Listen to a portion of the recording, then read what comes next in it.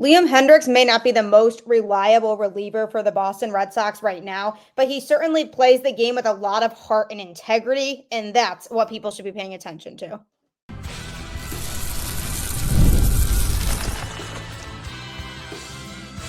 You are Locked On Red Sox, your daily Boston Red Sox podcast. Part of the Locked On Podcast Network, your team every day. Hello and welcome to Locked On Red Sox, your daily Boston Red Sox podcast, part of the Locked On Podcast Network, your team every day. I'm your host, Gabby Maljanian, former ESPN social media associate and current host of the Boston Balling podcast as well. And I am here to bring you the latest in all things Boston Red Sox, Monday through Friday, straight to your favorite podcast feed, and it's completely free. So you might as well continue to tune in always, because Locked On is here for you every single day.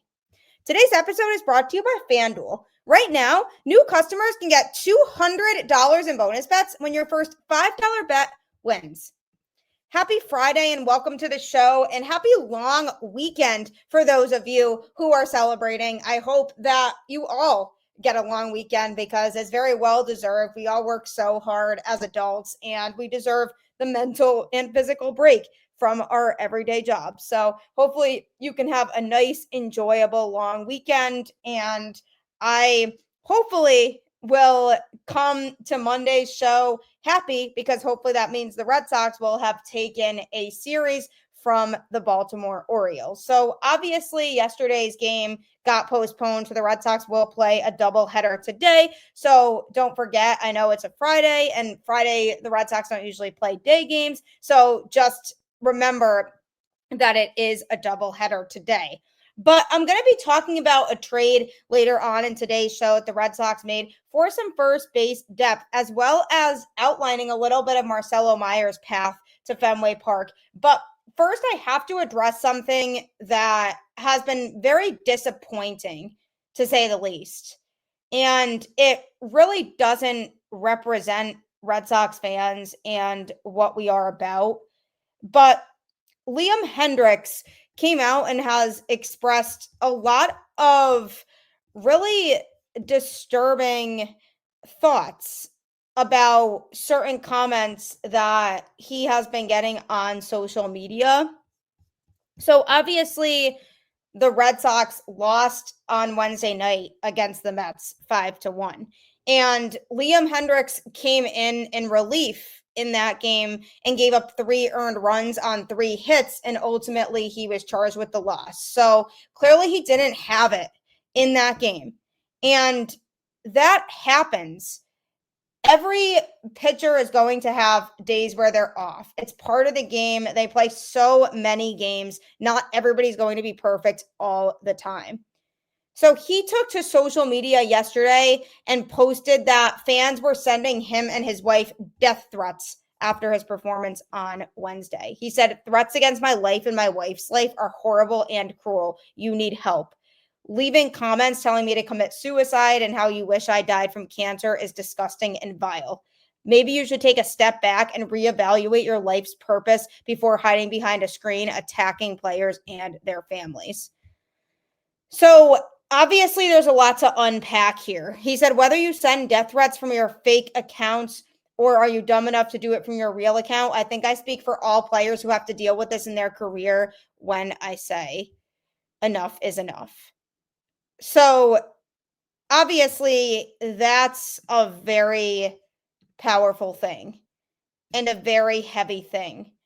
Now, I want to remind everybody here that everybody struggles and everybody has days where they are not having their best day at work, myself included. We all go through days where we really mess something up in our job and we have to try to figure out how to fix that and come back from it. And just because somebody who has worked their whole life to be where they're at works in a job that's a little bit more in the spotlight than some other jobs doesn't mean that they should be treated any differently from you or I when they struggle.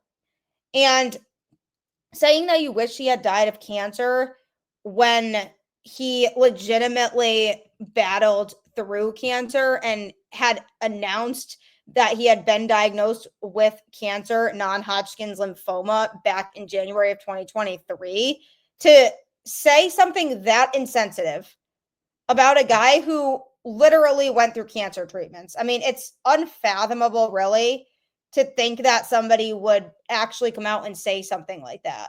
The three-time All-Star ended up returning to the mound less than 5 months later and pitched for the White Sox, and is one of the most miraculous comeback stories we've heard of in Major League Baseball. And for you to tear him down, of all people, one of the most likable players in the sport, who serves as an inspiration for many people because of the hardships and what he has gone through, it's incredibly unfathomable, really, that people have gone to that length. And when you really put things into perspective here, athletes are people first. They work their entire lives to get to where they are at in their respective sport, but they are not anybody who deserves to be treated as less than anybody else. If they make a mistake in their job, or they have a rough day at work, who are you to bring them down in really cruel ways?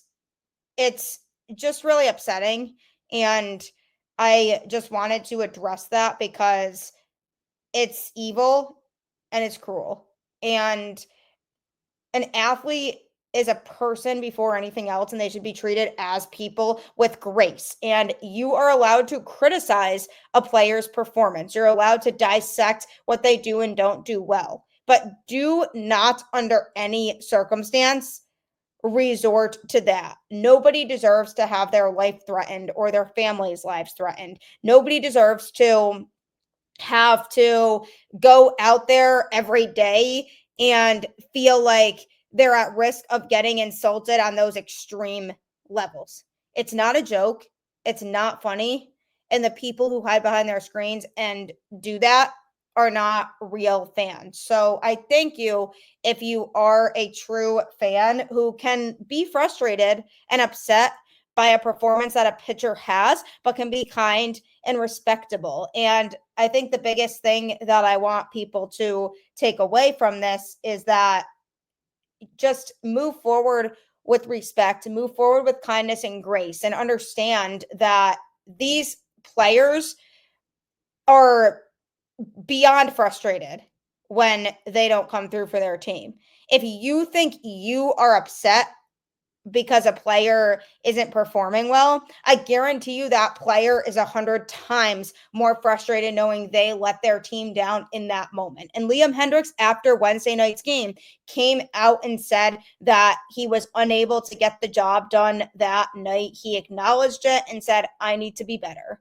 There is no need to resort to an extreme level like that. And it was really upsetting to see that floating around social media all of yesterday, and that being the heart and soul of what Red Sox fans on social media were talking about and reacting to, because that should never even be a thing that comes up. Nobody should ever act that way. This truly is a situation where I really am upset about the fact that there are people who have put the Red Sox fan base in a bad light because of this. It's not a joke. It's not funny. And it really hurts people. And now, if you think Liam Hendriks might have been a little bit in his head before because of the fact that he wasn't happy with his bullpen role and how exactly he was being used, and he felt like he was struggling and not getting the job done for his team in the way that he would have liked to, if you think all of that was getting in his head, now amplify that, because now emotions are really involved, and now he feels like he can't go out there without somebody threatening his life. So think before you speak next time. Let this be a learning lesson, and know that it's not a joke, and every athlete deserves grace. And when it comes to Liam Hendriks, he has the work ethic that goes unmatched. I mean, the guy is resilient. The guy goes out there and always gives 100% every single night when he's pitching. And if things don't go well, he takes full accountability. And that's something I really like about him. And his struggles this season so far have stemmed a lot from the fact that he's been getting hit hard and he just hasn't had the best way of executing his pitches. And things just haven't worked out exactly as he has wanted them to in every outing that he has had this season. So hopefully that's something that he can continue to kind of work through over time. I think part of it is rustiness still, since he hasn't pitched in a major league game in a while, but he definitely deserves a little bit more patience as he continues to work through his arsenal, figuring out what pitches still work well for him and what pitches he should probably ease back on using a little bit. So move with grace, root for Liam Hendriks, and hopefully he is able to go out there and use this as a driving force to just go out there and completely shove and just be one of the Red Sox best relievers. So you may have unlocked a menace in there. Coming up, I'm going to be talking about a trade that the Red Sox made to acquire a first baseman, and they're going to kind of play around with him and see where things go. The NBA playoffs are in full swing, and every night delivers highlight-worthy performances, major momentum shifts, and can't-miss moments. Whether it's a game-winning shot or a breakout player, there's never been a better time to get in on the action. FanDuel makes it easy to stay in the game, before tip-off and live. With player props, performance trends, and same-game parlays, fans have more ways than ever to play smart and win big. If you think about which players are showing up in the biggest moments, for example, Tyrese Halliburton making a big bucket at the end of regulation to tie game one against the Knicks, and then the Pacers ended up winning in overtime. That's a guy who's showing up in the big moment. That's a good player to bet on moving forward to hit his numbers in terms of his points total or his rebound total or his assist total, depending on what the numbers look like. And you could also win lots of money by betting on tons of different sports, which is exactly what my husband does. He takes advantage of it in that way and absolutely loves it and makes a lot of money in the process. New to FanDuel, it's the perfect time to sign up. Head to FanDuel.com and place your first $5 bet. If it wins, you'll get $200 in bonus bets. Make every moment more with FanDuel, official sports betting partner of the NBA. So the Boston Red Sox are in a position right now where they don't have a full-time first baseman because they lost Tristan Casas for the season, and now they've been platooning guys. It started with Abraham Toro and Romy Gonzalez, but now Romy is on the injured list, so they called up Nick Sogard from AAA to split time with Toro at first base. So you have these guys who are platooning at first, and now you're in a situation where we're saying, okay, is that going to be sustainable for the rest of the season? And the answer to that likely is no. Now, I'm not saying that I don't have faith in them to be able to tread water, especially Sogard, who has put together some nice at-bats at the plate so far. But what I am concerned about is the long-term consistency there and whether the platoon of those two guys is going to really work for the rest of the season effectively. So the Red Sox went and make a trade. It's a pretty minor trade that they made on Thursday with the Los Angeles Angels, who, by the way, have been surging. They've won 6 straight games and sit just 5 games back of first place in the AL West and 3 games back of a wild card spot. LA has done all of this with superstar outfielder Mike Trout on the injured list. So I still don't feel confident in them going to the playoffs this year, but they have been playing well as of late. One team that the Angels do trail in the wild card race is the Red Sox. Sitting at 25-26, the Red Sox are a half game better than the Angels in this moment. On Thursday, these two teams announced a trade that will be especially impactful for the Red Sox as they navigate this first base situation. So the Red Sox ended up announcing on social media on Thursday that they acquired first baseman Ryan Noda from the Angels. So to clear space for him on the roster, Masataka Yoshida was transferred to the 60-day injured list. This changes nothing in terms of Yoshida's timeline. They didn't move him because they feel like it's going to be a lot longer before he's able to come back now. But Ryan Noda, who was optioned to AAA, is part of the 40-man roster, so they had to make space. So they transferred Yoshida to the 60-day IL. He still isn't super close to coming back anyway, so it was a natural move that made sense. Noda was DFA'd by the Angels, so since he was DFA'd by them, they have a certain amount of time to either trade him or have another team claim him off of waivers.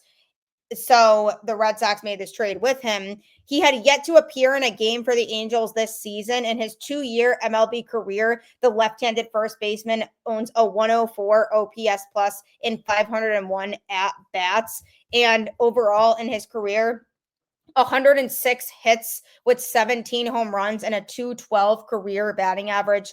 71 runs scored, 58 RBIs, and 3 stolen bases with a 344 on base percentage, 369 slugging, and 713 OPS. So obviously not eye-popping numbers for him offensively. The Angels also announced the move on their end, revealing that they had received cash considerations from the Red Sox in exchange for Noda. While he has limited Major League Baseball experience, he will provide organizational depth for the Red Sox at a position of need, especially since it's kind of been ruled out that Devers will be taking reps at first. Christian Campbell is taking reps at first base, so I don't think they've necessarily ruled out the possibility of him moving over to first base at some point either. But Alex Cora has already kind of said that if that does end up being the case and they do move him over to first, that it won't be for a bit. So because of all of that, they have this guy who can provide depth in the minor leagues right now. And say one of their other first basemen goes down with an injury, like if Toro or Sogard can't play because they get hurt, then they probably would call Noda up before they force Campbell over to first base.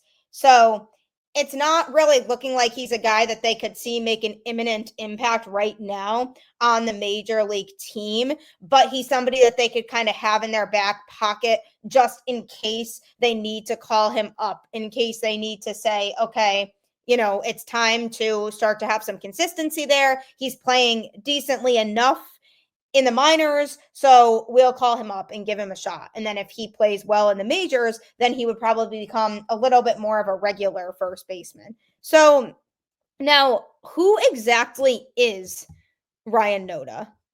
So he is a big swing and miss guy, which is tough because you're looking at a team that already strikes out a lot. 16 strikeouts as a team on Wednesday night against the Mets, especially versus good pitching. He doesn't make a lot of good contact.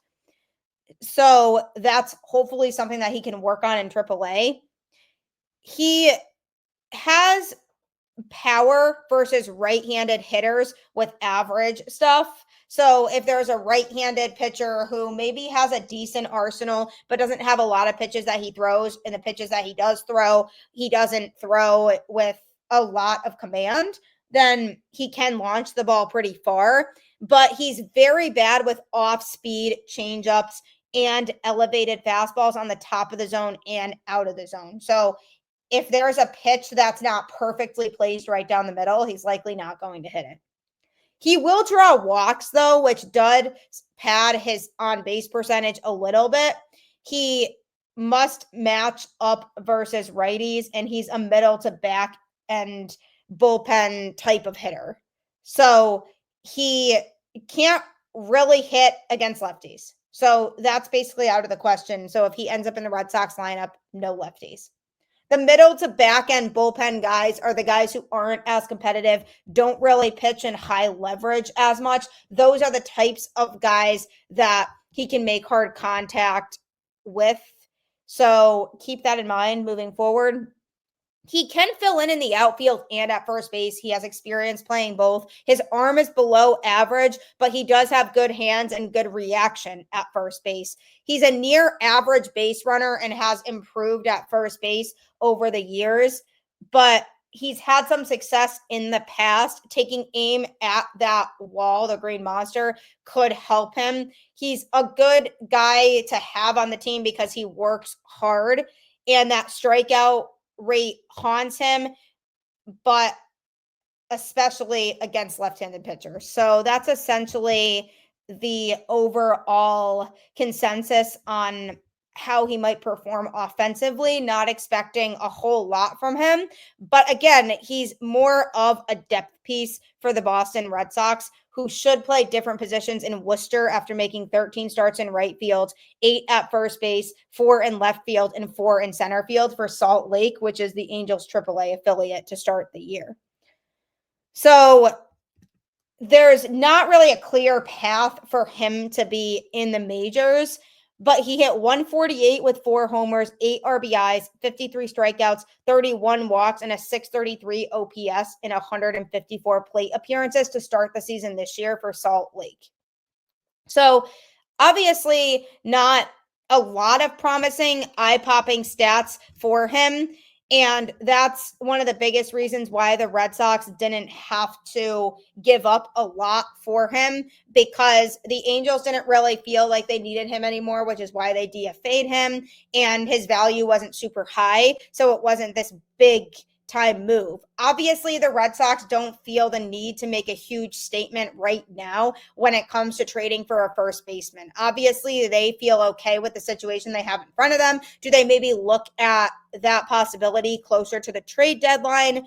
Maybe at that point they reevaluate and they say, hey, we need a more reliable first baseman if we want to contend for the playoffs. But for right now, I don't think the Red Sox are in the position where they really want to make some drastic move for a bigger first baseman that is more of a full-time, reliable major league player. Obviously, they have enough confidence in Toro and Sogard to tread water right now, and maybe they feel more confident that Christian Campbell can switch positions and start playing first more so than we might think. So there are lots of options that the Red Sox are likely going to go with before Noda, but it's definitely always good to have that depth, especially because Nick Sogard isn't playing down in Worcester right now. So this is a guy who can help provide some of that first base value for them. And who knows, if he starts to absolutely rake in AAA and he adjusts something about his approach at the plate and something's really working well for him, then maybe we see him make an appearance for the Red Sox. But I wouldn't hold your breath. Doesn't feel like it's a situation where the Red Sox see him as an everyday player at any point for this Boston Red Sox team. So we'll have to see how the first base situation all plays out, since it's obviously still a big topic of conversation when it comes to the Boston Red Sox. But coming up, I'm going to be detailing a little bit of what Marcelo Mayer's path to the big leagues could look like. Don't forget that Locked On Red Sox is here for you Monday through Friday on YouTube or any other podcast platform. You can catch full episodes talking about your favorite baseball team here. Yours truly. I am always here talking about them, and whether they're playing well or whether they're playing not well, that'll determine my mood for the show, but I am still here regardless. So make sure that you go on this crazy ride with me that the Boston Red Sox take us on, and subscribe wherever you get your podcasts. I do appreciate you making my show your first listen today. Next, be sure to check out the all-new Locked On MLB Game Night. Every game, every night, all season long. Get local analysis on a national scale. Find MLB Game Night on Locked On MLB on YouTube or wherever you listen to podcasts. The Game Night show is cool because it actually goes around and details every game that went on that day, giving you the most important things that you need to know from each game, basically things that the box score doesn't always tell you, because it's easy to go and look at ESPN and see the scores of all the different games, but the scores don't always tell the story of what happened in that game, and maybe something really crazy happened and you didn't see it. So the game night show will inform you about those things that you missed without feeling like you have to be sitting and refreshing your Twitter feed all the time to catch the biggest moments that have taken place in every game. So subscribe to MLB Game Night. It's also on YouTube or wherever you get your podcasts. And you can also follow Locked On Red Sox on Twitter at LO_Red Sox to join in on more of the fun. Boston Red Sox fans are itching for Marcelo Mayer and Roman Anthony to be called up to the majors, especially at this point, Mayer, because of how much Trevor Story has been struggling as of late. He started the season well at the plate, but after those first few weeks of the season, he has really been in a frustrating slump, and his defense has been a lot worse than it was last year. And that's saying something because last year was a really small sample size with him because he was hurt for most of the season and didn't get to play a lot, but he has declined, or so it appears, defensively also. So at this moment in time, there isn't a whole lot of value that Trevor Story provides other than being a veteran who's experienced, who can help mentor some of the younger players. But in terms of his ability level and what he's contributing and not contributing, people are anxiously awaiting Marcelo Mayer's Red Sox debut, which could happen at some point. And he actually shared that he thinks about it all the time. He said every day, as a player, that's something that I've thought about every single day since I was a little kid watching games on the television with my family or going to San Diego Padres games. It's just something that you work so hard for every single day, and you just hope that one day it's going to come true. That one day definitely will come true for Marcelo Mayer. It's just a matter of when, because there are recent developments within the Red Sox infield that have him as close as he's ever been to achieving those big league dreams. The Red Sox still have yet to find that full-time first baseman after Tristan Casas went down with his season-ending injury on May 2nd. But because Christian Campbell is doing drills at first to possibly be a permanent solution there, if he does end up sliding from second to first, it will create an opening that Mayer can fill, despite the fact that the 22-year-old came up through the Red Sox farm system as a shortstop. Because Marcelo Mayer has been taking reps at both second base and third base in AAA. And from going to Worcester and covering all these games now, what I can see is that it seems like a pretty seamless transition for him, because what people don't always understand is that it's not super easy to just switch positions. If you've been playing a position for your whole life and that's the position that you're used to, especially on a professional level, it's a lot easier said than done to just miraculously start playing a new position and play it well. But for that reason, the Red Sox organization has been kind of getting ahead of it and making Marcelo Mayer essentially a more versatile player. So he's obviously still playing primarily at shortstop in AAA, but he is taking reps at second base and he is taking reps at third base to give him that experience of playing in those spots. And that could create an opening for him, because if the Red Sox really don't want to budge on Trevor Story and they really are going to say, okay, we want to keep Trevor Story around at shortstop, then if they shift Christian Campbell over to first base, that creates an opening at second. And because Marcelo is now taking some reps at second, he could maybe be that guy that takes over at second with Christian Campbell at first. Or what they could do is something that they've already done before and have Trevor Story play second base and then have Marcelo Mayer come in and play shortstop. And that seems like it could be a likely scenario, especially because if they call up Mayer, they see him as a shortstop long term. So they might want to get started with that process now of having him play shortstop instead of having him play second base, so that they can ensure that he's going to be that guy moving forward in the shortstop position. So that could be a likely possibility if they do decide that they are going to move Story.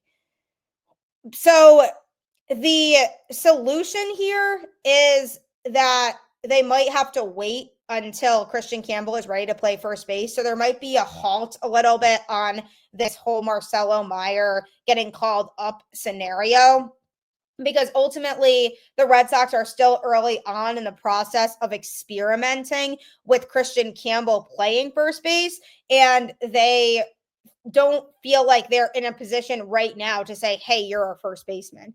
So I think that's going to take some time.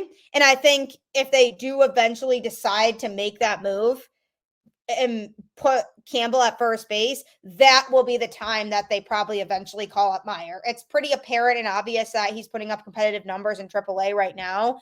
And if he gets called up, he likely will contribute right away. I still hesitate about some of his swing decisions a little bit. I think that's an aspect of Mayer's game that he could work on a little bit more. But overall, he's somebody who has a good chance to contribute right away if he gets called up to the Boston Red Sox. So I feel like the likely scenario is that the Red Sox move Christian Campbell to first base. And at that point, that's when they call up Mayer. Whether that's later on this season or next season is still to be seen. But the chances are more likely that it would be this season, because if they want Christian Campbell to play first base, now would be the time to make that transition when they don't really have that full-time body there right now. And that also would pose a question as to what would happen with Tristan Casas. Would they try to trade him and try to leverage his upside to increase his value? Because unfortunately his value wouldn't necessarily be super high as of right now, because he had been struggling prior to getting injured, and now he's unfortunately missing the rest of the season, so he doesn't get a chance to go out there and play to increase that value. But if the Red Sox truly see Christian Campbell as a piece of the future, which they definitely do, and they decide that he'd be a good fit at first base, then there's a good chance that they move Tristan Casas in the offseason to try and make way for an infield that has Christian Campbell at first base and Marcelo Mayer at either second base or shortstop moving forward. That would be interesting. That would be something that the Red Sox would have to try to navigate to try to elevate Tristan Casas and talk him up to other teams to get his value up a little bit. But we are not in that situation yet, because the Red Sox aren't 100% sure still if Christian Campbell is a longer term first baseman or second baseman, and if it's realistic for them to move him to first base in the long run. So we'll have to see how all of that plays out, but just take away, move forward with kindness. Remember, athletes are people first. Like I always say, keep the faith, go Red Sox, and I'll catch you on the flip side.